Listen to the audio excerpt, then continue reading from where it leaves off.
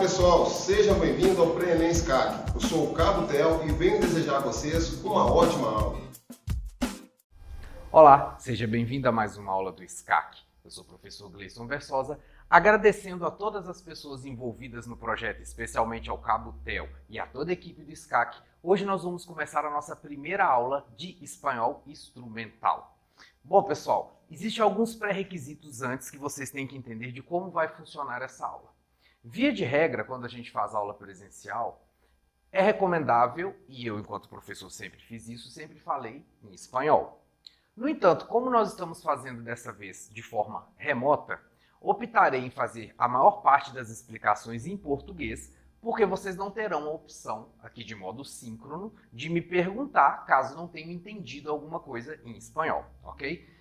No entanto, como ressalva, digo o seguinte, não é para vocês tentarem, principalmente no texto, buscar traduções literais daquilo que a gente fala. Por quê? O seu pensamento tem que ser habituado, de forma mais rápida possível, a conseguir identificar o que está escrito em espanhol, já como se fosse algo que você já está lendo de maneira fluente, sem necessitar fazer tradução. Durante o processo de tradução, você não só tem perdas na hora de traduzir, porque a tradução não é equivalente, como também você vai ter perdas no que se refere ao tempo. Ou seja, o ideal e o adequado é que no momento que você chegue na prova, seja do Enem, ou seja de qualquer outra prova que você tenha que fazer numa língua instrumental, serve para o espanhol como para qualquer outra, você já consiga bater o olho e já identificar o que é que aquela determinada palavra indica na língua estrangeira, sem que você necessite traduzi-la necessariamente para o espanhol, ou para o português, ou para qualquer língua, dependendo de qual é o tipo de trabalho de tradução que você tenha que fazer, tá? Então, essa ressalva serve para dizer o seguinte, nós não vamos fazer um trabalho direto de tradução, tá? O trabalho que vocês têm que fazer na prova de espanhol como língua estrangeira é um trabalho de interpretação na língua estrangeira. Então, o que isso quer dizer? Você vai ter um texto em espanhol, você terá que interpretá-lo, não necessariamente precisará saber todas as palavras. Aqui nos textos que a gente for ler, eu vou mostrar, obviamente, todas as palavras, o que significa, etc. Mas você, dentro do momento lá da prova do Enem ou de qualquer outra prova instrumental, não necessariamente você precisa saber todas as palavras. O que eles vão te cobrar quase sempre vai ser uma compreensão global daquilo que está escrito no texto. Tanto é verdade isso, que quando você vai fazer uma prova do Enem, eles não te cobram as perguntas em espanhol. A prova está em espanhol, o texto está em espanhol, no entanto, as perguntas vão estar em português.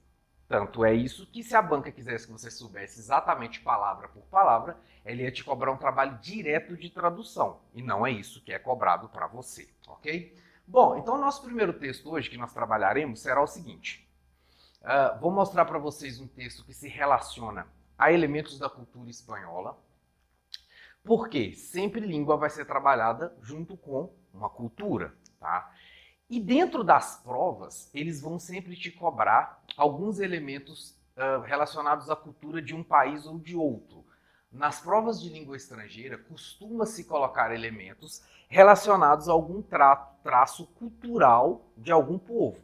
Pode ser um texto relacionado, talvez, à cultura andina, e aí você vai identificar por causa das roupas, etc., ou um texto relacionado à cultura espanhola, etc.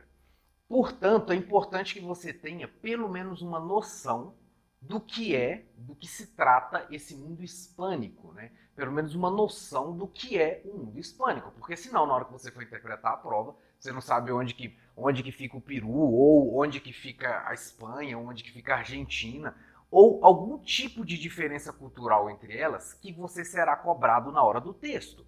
Então, por mais que existam algumas questões linguísticas relacionadas a um espanhol da Argentina ou um espanhol boliviano, o traço mais forte que vai diferenciar esses dois no texto e que você precisa estar atento lá na hora que aparecer, não é nem o traço linguístico, tá? Vai ser sempre o traço cultural. Então, nas questões que a gente vai ver do Enem, você vai ver que quase sempre é muito normal aparecerem textos, por exemplo, que você coloca um boliviano, que se coloca um peruano vestido com vestes andinas e isso vai trazer um elemento que vai ser referenciado dentro do texto, tá?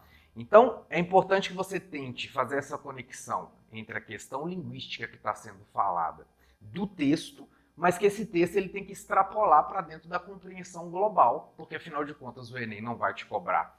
Não é só uma questão linguística, porque se fosse só uma questão linguística, provavelmente eles iam te cobrar apenas e tão somente a gramática. Tá? E sobre a gramática depois a gente fala como vai começar. Tá?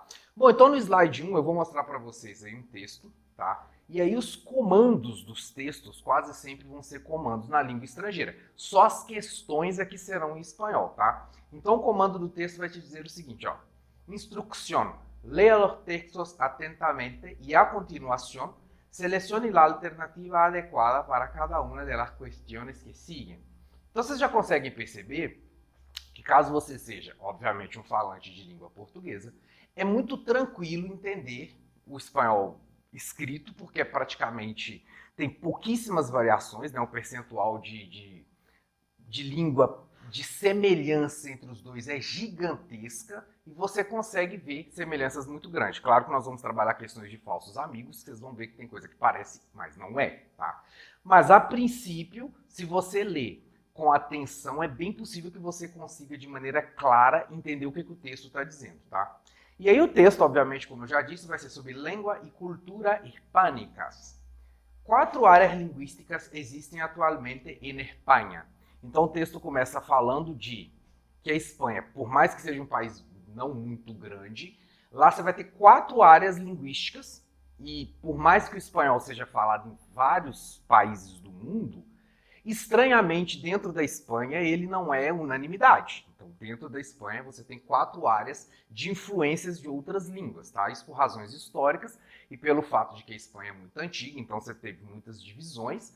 Obviamente, dentro dessas divisões, cada um tenta manter sua língua até hoje. Tá? Um fato que não acontece, por exemplo, na América Latina, que tem uma coesão linguística até maior do que a Espanha, do ponto de vista de distância da língua. Tá? E aí eles vão te dizer, ó, corresponde a las llamadas nacionalidades históricas. Castilla, e daí que vem castelhano. Então, quando você ouvir castelhano ou espanhol, é a mesma coisa. São sinônimos. Por quê? O espanhol nasceu na região de Castilla. Então, quando se diz castelhano ou espanhol, trata-se da mesma língua, ok? Na sequência, Catalunha, Galícia e País Basco. A Catalunha é muito conhecida porque é a região do time de futebol lá, o Barcelona. E nessa região não se fala espanhol, né? Nessa região se fala catalão. Inclusive, um dos pré-requisitos para os jogadores serem apresentados lá, eles vão ter que fazer saudações em catalão e não uma saudação em espanhol. E é inclusive uma região separatista que visa se separar da Espanha, dentre outras coisas, por causa dessa identidade linguística, tá? Porque eles se identificam com a língua catalã, com a cultura catalã, e não necessariamente com a cultura espanhola. A Galícia, que é onde se fala galego, que é muito parecido como se fosse um portunhol, tá? E o País Basco, que é onde se fala uma língua que ninguém sabe de onde veio, ao contrário do espanhol, do português, e do francês e do italiano, que a gente sabe que veio do latim.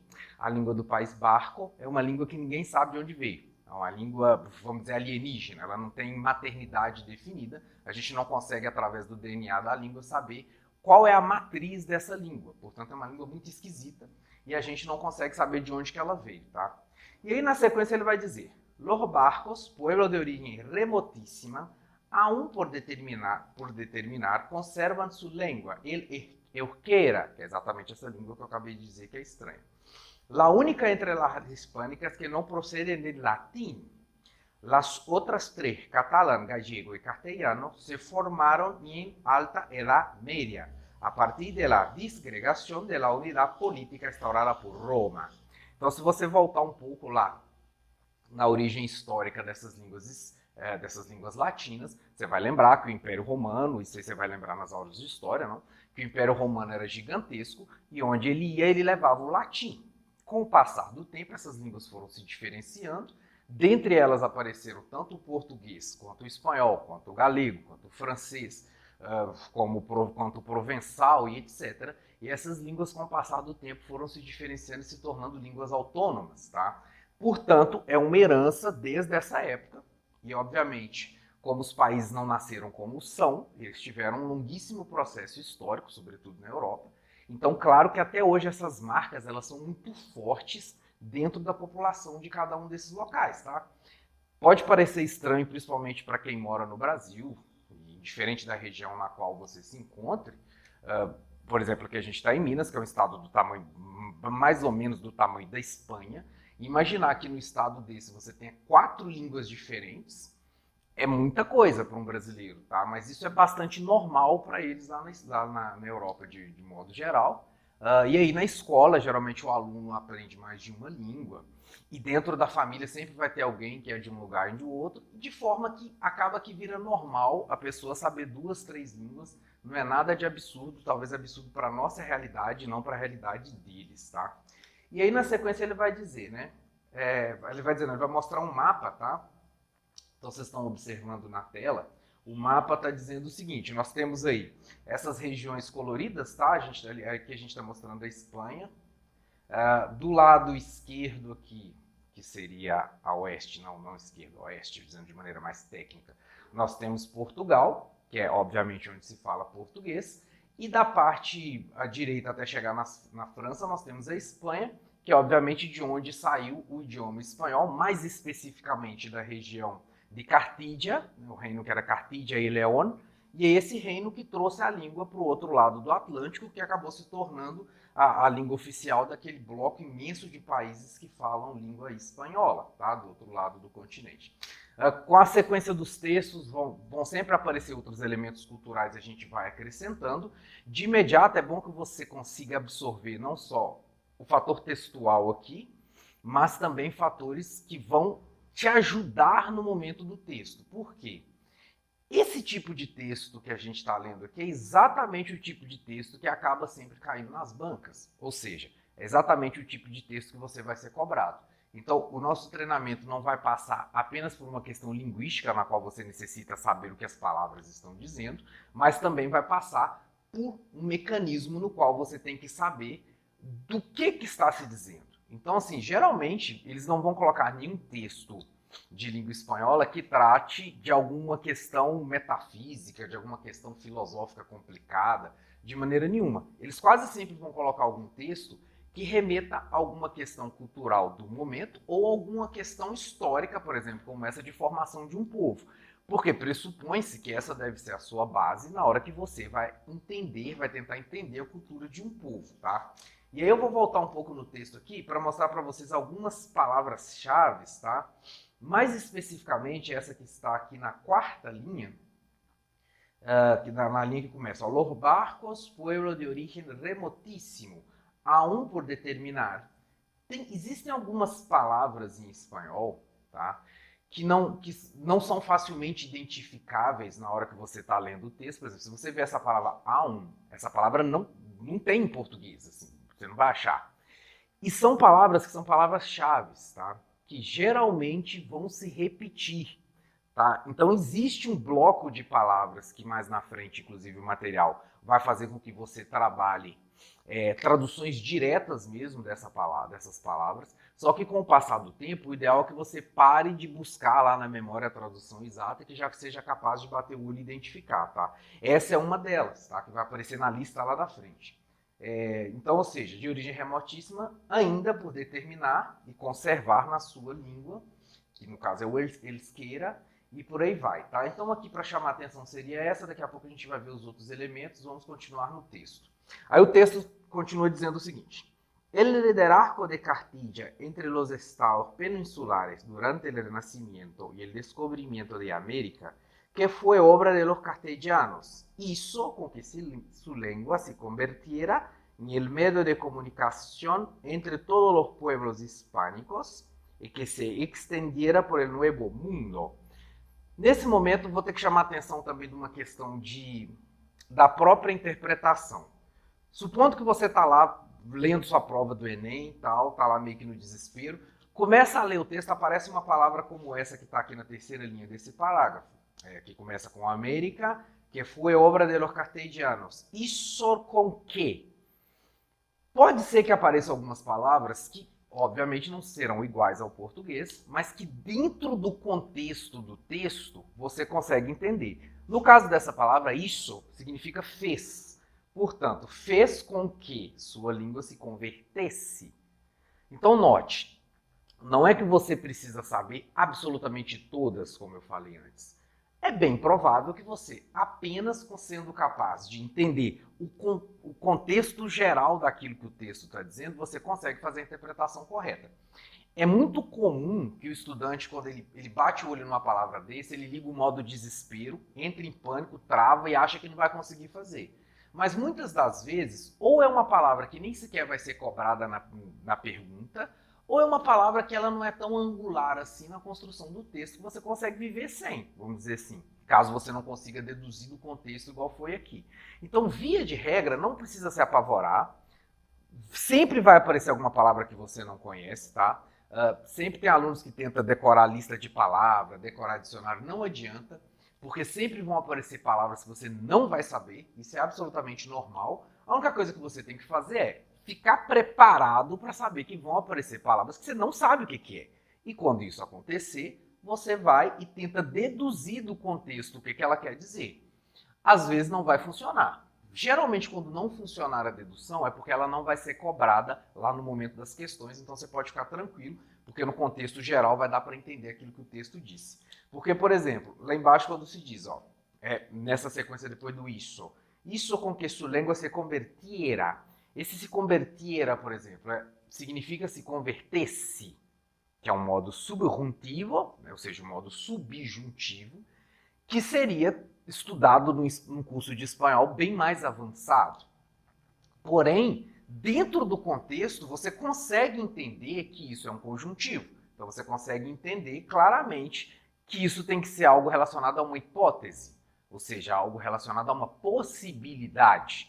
E é isso que eles querem que você entenda, que isso significa uma possibilidade. Você não precisa de classificar lá. Isso aqui é o conjuntivo do não sei o que. Não, você não precisa, isso não será cobrado de você. Tá? Então, se não será cobrado, não precisa de você perder tempo, vamos dizer dessa forma. Claro que eu vou explicar para que você saiba e para que você use isso como uma ferramenta de interpretação. Mas uma ferramenta de interpretação não significa necessariamente que você tem que destrinchá-la, tá? Então você pode usar a ferramenta sem saber exatamente como a ferramenta é produzida, tá? Então na sequência, vamos voltar para o texto, ele diz que se convertiera em el medio de comunicación entre todos os pueblos hispânicos e que se extendiera, ou seja, que se estenderia por el nuevo mundo. E aí por nuevo mundo você tem que entender como, e aí entra de novo o contexto histórico, né? Veja que as matérias vão se entrechocando, né? As matérias vão se complementando umas às outras, então aí você tem que saber que a Europa significa velho mundo, e aqui na América nós estamos falando do novo mundo, então temos nuevo mundo por isso, tá? E na sequência, el espanhol, o castellano, é atualmente a língua oficial de Espanha. El galego, el basco, el catalán, el valenciano y el balear, modalidades ambas del catalán, compartem la oficialidade com o castelhano e las comunidades autônomas respectivas. Então, dentro dessas regiões, por exemplo, da Galícia, você vai ter, ao mesmo tempo, o espanhol como língua oficial e o galego. Se a gente estiver falando da Catalunha, então você vai ter, ao mesmo tempo, o espanhol como língua oficial e o catalão como língua oficial. Como eu havia dito antes, é muito comum que as pessoas tenham 3, 4 línguas, que elas sejam capazes de se comunicar. E aí, no caso desses locais que são, vamos dizer assim, governados de maneira semi-autônoma, então a Espanha é uma monarquia, dentro dessa monarquia você tem o rei que manda no território inteiro, mas, contudo, porém, todavia, esse rei também existem subdivisões, ou seja, cada um desses locais eles têm uma certa autonomia, como se fosse um ente de federação, não só política dentro lá da situação deles, para eles poderem passar em leis, etc., mas também linguística, para manter traços, tá, dessa cultura deles, que é uma cultura milenar, uma cultura que já passou anos e anos e anos e já está bem consolidada para eles. Tá? Então vamos terminar o texto, vamos na sequência. Ó.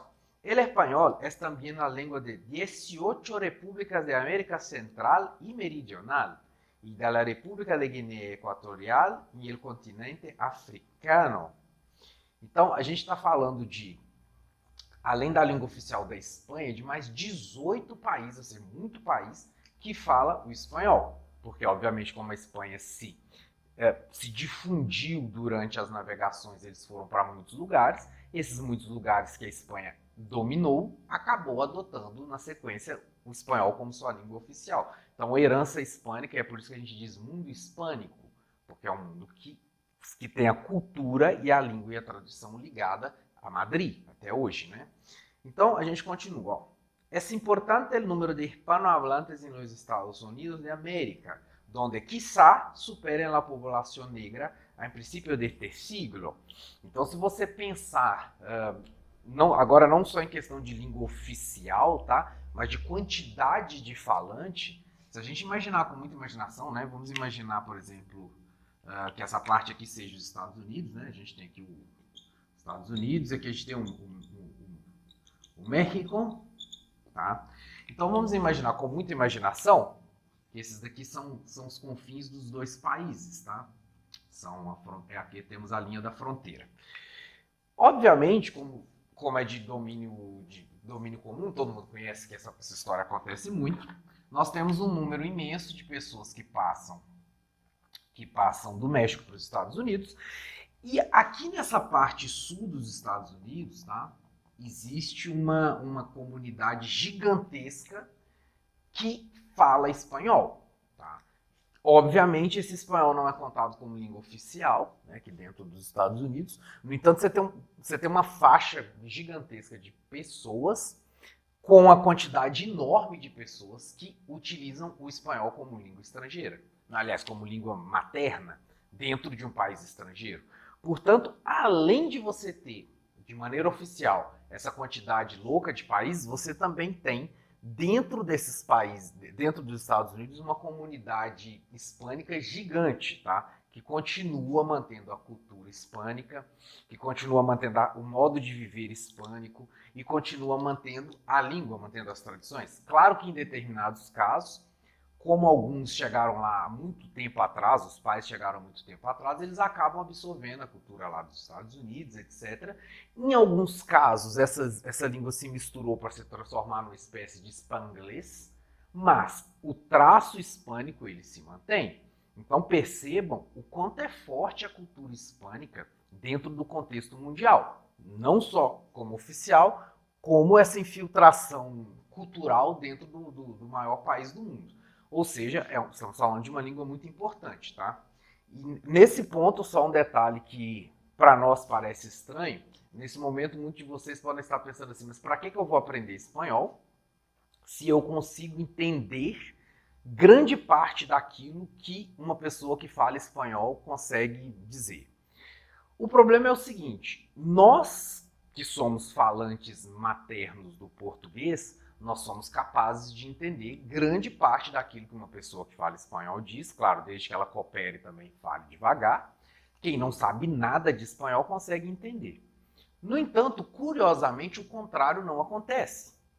Um falante de espanhol, vamos pegar, sei lá, um argentino como exemplo, nós temos a capacidade de compreender um argentino falando, mas o contrário não acontece. Quem é falante de uma língua espanhola, quem é hispanohablante, ele não é capaz, ele não consegue entender quem fala português. Mas quem fala português entende quem fala espanhol. Esse é um fenômeno que acontece entre o norueguês e o sueco também. Então, não sabemos ao certo por quê, mas existem algumas línguas que você consegue entender, mas você não é entendido. Então, o contrário não acontece. Por isso que às vezes você conversa em português com o hispânico e a gente tem às vezes a impressão de que ele está sendo arrogante, que ele não quer responder. Mas é porque ele não entendeu, né? A gente entendeu o que ele disse, mas ele não entendeu o que a gente disse. Então, se você quer fazer parte, vamos dizer assim, entrar nesse meio cultural, você precisa falar a língua deles. Não adianta apenas você conseguir entender, porque a comunicação é uma via de mão dupla, então você também necessita falar com o hispânico, tá? Então vamos para o último parágrafo, senhoras e senhores. Então nós temos um caso curioso, el judeo español, o Safardi, de Safarda, nombre de los judíos daban a la península ibérica durante la Edad Media. que han logrado mantener hasta nuestros días muchos rasgos del castellano del siglo XV. Es hablado por cerca de 150.000 personas em tierras americanas e em Israel. Então, além disso, a gente ainda tem esse caso dessa comunidade judaica que conseguiu manter o espanhol do século XV. Obviamente não é igual, né? Mas um traço muito forte do espanhol do século XV. Porque, obviamente, a gente está falando que língua é uma questão de identidade. Se você fala uma determinada língua, você automaticamente se identifica com o povo. Daí a importância de você tentar manter, que é o que eles tentam de maneira ferrenha, manter a identidade deles através da língua. Então, aí os judeus dessa parte da Espanha mantêm até hoje por causa disso, ok? E aí a gente vai ter a lista, ó. El español es hablado oficialmente en 21 países. Entonces tenemos en América del Norte, México, en América del Sur, Venezuela, Colombia, Ecuador, Perú, Bolivia, Chile, Paraguay, Uruguay y Argentina. Y en Europa, claro, España, ¿no? En América Central, Guatemala, Nicaragua, El Salvador, Panamá, Costa Rica, Puerto Rico, Cuba, República Dominicana y Honduras. Y en África también tenemos Guinea Ecuatorial. Curioso también es el caso de Puerto Rico. Liguei a tecla assim, falei espanhol, mas curioso também é o caso da Costa Rica, tá? Nós temos a Costa Rica, tem mais ou menos uma forma, é uma ilha, né? Tem mais ou menos uma forma de um ovo frito. E a Costa Rica é um país que oficialmente é um país de língua espanhola, tá? No entanto, é um país que tem um status de território autônomo dos Estados Unidos. Então, San Juan, que é a capital da Costa Rica, tem menos costarriquenhos que Nova York. Porque como todo costarriquenho tem automaticamente a cidadania americana, muitos costarriquenhos saem da Costa Rica e vão para os Estados Unidos. Mas mesmo assim, mesmo sendo um território conectado politicamente de maneira forte com os Estados Unidos, mesmo assim, os costarriquenhos mantêm a língua espanhola. Claro que quando você escutar um costarriquenho falando, né, muito provavelmente você vai conseguir entender alguns traços ali do inglês, mas por causa dessa influência. Mas a identidade hispânica, ela continua. Então, o que eu quero que vocês entendam é que, por mais que exista uma língua espanhola, vamos dizer, que é a mesma, né, porque a gente está falando sempre do mesmo espanhol, você não precisa aprender um espanhol da Espanha, um espanhol do Chile, um espanhol da Guiné, não, é o mesmo espanhol. Se você aprende a ler um texto de uma determinada variação, você vai ser capaz de ler todas. Mas, contudo, porém, todavia, você vai perceber muito claramente que existem diferenças na maneira que essas pessoas conversam. Mal comparando, seria exatamente o que acontece com o português. Se você conversa com alguém do sul do país, você vai ver diferenças claras com alguém do norte, com alguém do sudeste, etc. Porém, não existe uma distância de comunicação tão grande a ponto de que as pessoas não se entendam. As pessoas conseguem se entender dentro da comunidade hispânica. Então, um chileno, por exemplo, ele pode ter alguma dificuldade em termos de vocabulário, por exemplo, mas ele vai perfeitamente conseguir se comunicar com um madrilenho ou com alguém da Guiné, etc. Não tem problema. Por mais que pode dar ali um probleminha de uma palavra ou outra que é um pouco diferente, mas a grosso modo você consegue se comunicar. E isso dentro das provas, tá? Eles tentam de maneira... costumam conseguir, tá? Eles tentam evitar esses regionalismos, tá? Então, assim, dificilmente vai cair lá na prova alguma pergunta relacionada a esse espanhol é de qual lugar. Eu nunca vi, eu acho que isso nunca aconteceu e acredito que nunca vai acontecer. Mas quando você está no nível mais avançado, é possível que você já consiga entender de onde que esse texto é. Mas dificilmente vai ser cobrada essa diferenciação. Então, principalmente para quem for seguir nos estudos, e é uma curiosidade que muitos têm, se você aprende uma variação, você vai conseguir falar dentro de outra variação de maneira tranquila, eles vão te entender, tá?